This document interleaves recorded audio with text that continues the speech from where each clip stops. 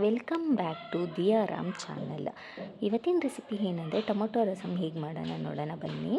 ಬೇಕಾಗಿರೋ ingredients: ಬೇಯಿಸ್ಕೊಂಡಿರೋ tomato, ಹುಣಸೆಹಣ್ಣು, ಕೊತ್ತಂಬರಿ ಸೊಪ್ಪು, ಸಾಂಬಾರು ಪುಡಿ, ಈರುಳ್ಳಿ, ಬೆಳ್ಳುಳ್ಳಿ ಮತ್ತು ತೆಂಗಿನಕಾಯಿ. ಮೊದಲು ಒಂದು ಕುಕ್ಕರ್ಗೆ ಟೊಮೊಟೊ ಹಾಕ್ಕೊಂಡು ಬೇಯಿಸ್ಕೊಳ್ಳಿ.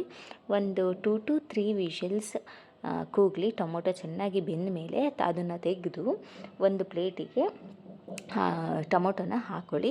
ಟೊಮೊಟೊನ ಹಾಕ್ಕೊಂಡು ಆಮೇಲೆ ಒಂದು ಜಾರ್ಗೆ ಬೇಯಿಸ್ಕೊಂಡಿರೋ ಅಂಥ ಟೊಮೊಟೊ, ಈರುಳ್ಳಿ, ಬೆಳ್ಳುಳ್ಳಿ, ಕೊತ್ತಂಬರಿ ಸೊಪ್ಪು, ಹುಣಸೆಹಣ್ಣು ಮತ್ತು ತೆಂಗಿನಕಾಯಿ, ಸಾಂಬಾರು ಪುಡಿ ಎಲ್ಲ ಹಾಕ್ಕೊಂಡು ಸ್ವಲ್ಪ ಮಾತ್ರ ನೀರು ಹಾಕ್ಕೊಳ್ಳಿ. ಜಾಸ್ತಿ ನೀರು ಹಾಕ್ಕೋಬೇಡಿ.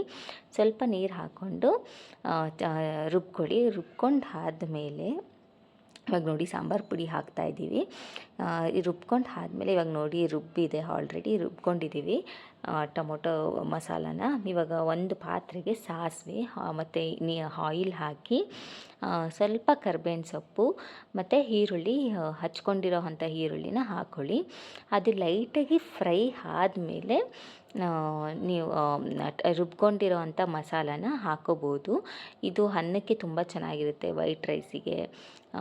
ನೀವು ಒಂದ್ಸಲಿ ಮನೇಲಿ ಟ್ರೈ ಮಾಡಿ ಕಮೆಂಟ್ ಮಾಡಿ ಹೇಗಿತ್ತು ರೆಸಿಪಿ ಅಂತ.